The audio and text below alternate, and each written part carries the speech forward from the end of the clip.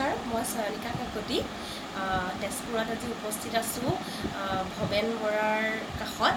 ভৱেন বৰা আমাৰ তেজপুৰৰ এগৰাকী সাহিত্যকৰ্মী।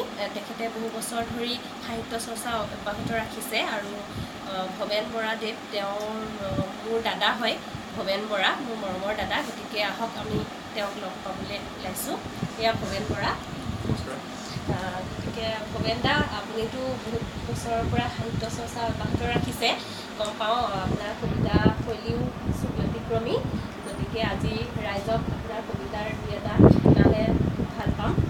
সকলোৱে হয়তো শুনি ভাল পাব বুলি আশা কৰিছোঁ আৰু আপোনাৰ পৰা আমি লাহে ধীৰে গানো শুনিম। এতিয়া আহক আমি ভৱেন বৰা দেৱৰ কবিতা শুনো। প্ৰথমতে আপোনাৰ কবিতা এটা শুনাব।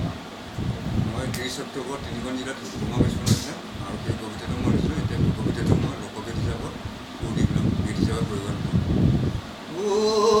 30 অক্টোবৰত 3খন জিলাতে বোমা বিস্ফোৰণ হ'ল, বোমা বিস্ফোৰণ হ'ল।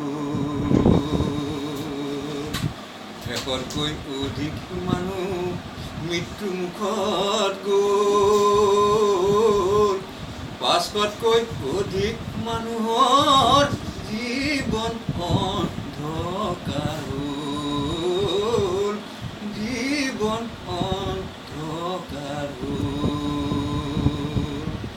79 চনৰ দৰে আকৌ জুই জ্বলিবৰ হ'ল, জুই জ্বলিবৰ হ'ল। সকলো বিভেদ পৰিহাৰ কৰি একগোট হ'বৰ হ'ল, একগোট হ'বৰ হ'ল। মাৰ বান্ধি সকলো আমি ওলাই আহিবৰ হ'ল,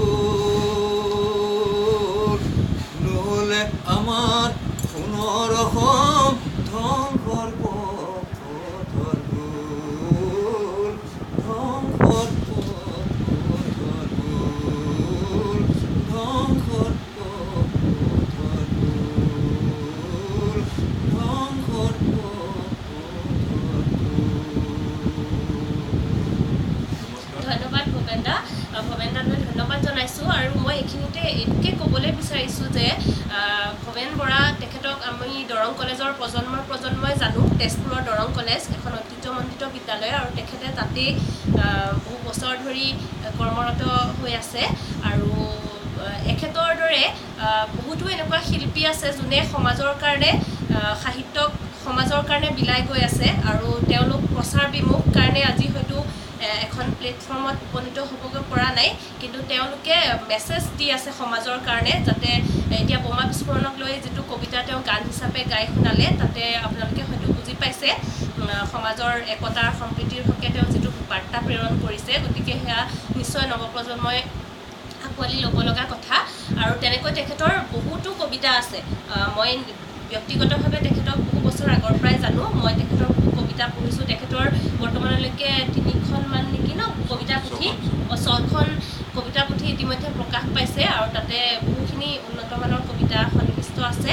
গতিকে আশা কৰোঁ ভৱেন দাৰ আৰু কবিতাই এনেধৰণে সমাজক চুই যাওক, সমাজৰ কাৰণে নতুন নতুন সৃষ্টি কৰক আৰু তেখেতৰ আৰু এটা কবিতা শুনি আমি ইমানতে ভিডিঅ'টো সামৰণি মাৰিম আৰু পিছলৈ আমি তেওঁক আকৌ লগ পাবলৈ আশা ৰাখিলোঁ। আকৌ পিছত তেখেতৰ আৰু কিছুমান সৃষ্টি লৈ আমি পুনৰবাৰ আহিম।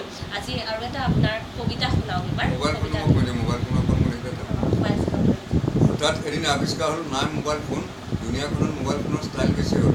ডেকা মুখাই বাইক চলাই কাণত মোবাইল লৈ কথা পাতি ক'ব নোৱাৰি ঘৰত সোমাই গৈ। গাভৰুহঁতৰ হাতত মোবাইল, স্কুটি চলাই যায়, স্কুটি এটা চম্ভালিব নোৱাৰে পৰাই লুটি খায়। বাটে পঠিয়াই ডেকা গাভৰু মোবাইল ফোনৰ দাও, দেখি দেখি খং উঠাল ডেকা বৰ ভাও। মোবাইল ফোনৰ দাম কমি 1000 টকা এটা পায়, ঠেলা ওলাই ভাড়া খনতে মোবাইল ফোনত লগায়। বিয়া ভাওনা সভা আহিলেও ৰাতি 12 বজাত যায়, তাতো দেখিবা ডেকা গাভৰুৱে মোবাইল ষ্টাইল দেখায়। 10 টকীয়া কাৰ্ড ভৰাই 10 মিনিট সময় যায়, প্ৰয়োজনীয় ফোন কৰিবলৈ বেলেঞ্চ কিন্তু নাই। সকলোৰে মুখত এটাই কথা মিছ কল এটা দিবি, তেতিয়াই মই এজন তিনিআলিলৈ পঢ়ি। বহুতে আকৌ চৈতানি কৰে পইচা যায় বুলি, ভকততে চলি থাকে মিছ কল মাৰি মাৰি। জালো দিয়ে মিছ কল, তেওঁ দিয়ে ৰিয়েল কল। মিছ কল দিয়াৰ পকেট ডলাৰ 1 টকাতে হ'ল, ৰিয়েল কলৰ 12 দিনৰ 10 টকা ওপৰত গ'ল। বহুতে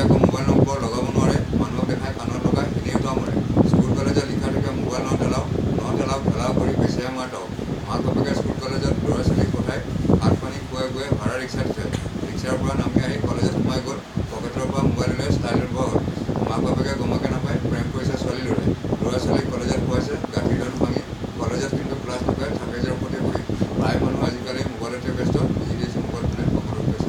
হয়, এইখিনিতে এতিয়া মোবাইল ফোনৰ ওপৰত যিটো কবিতা আমি শুনিলোঁ, তাতেও নৱপ্ৰজন্মক লৈ বহুখিনি কথা কোৱা হৈছে। আজিকালি মাক দেউতাকে কষ্ট কৰি নহয় জানো ল'ৰা ছোৱালীক পঢ়ায়, কিন্তু তাৰপিছতো মোবাইলত ব্যস্ত হৈ ল'ৰা ছোৱালীয়ে মাক দেউতাকৰ কষ্টখিনি পাহৰি যায়। গতিকে তেনেকুৱা হ'ব নালাগে, তেনেকুৱা ধৰণৰ এটা বাৰ্তা প্ৰেৰণ কৰিছে। গতিকে মই শলাগিছোঁ ভৱেন বৰাদেৱৰ এইখিনি প্ৰতিভাক। তেওঁৰ ওচৰত মানে মোৰ দুৱাও, মই সৰুৰ পৰা দেখি আহিছোঁ তেওঁৰ কলেজত যেতিয়া পঢ়ি থাকে। তেখেত এগৰাকী দৰং কলেজৰ চতুৰ্থ বৰ্গৰ কৰ্মচাৰী, কিন্তু তেওঁ একাধাৰে সাহিত্য চৰ্চাত যি ধৰণে ব্ৰতী হৈ আছে, সেয়া সঁচাকৈ মানে কয় যে সাহিত্য চৰ্চা আচলতে সাধনাৰ বিষয়। সঁচাকৈ তেওঁ সেই সাধনা কৰি আহিছে, মই দেখিছোঁ।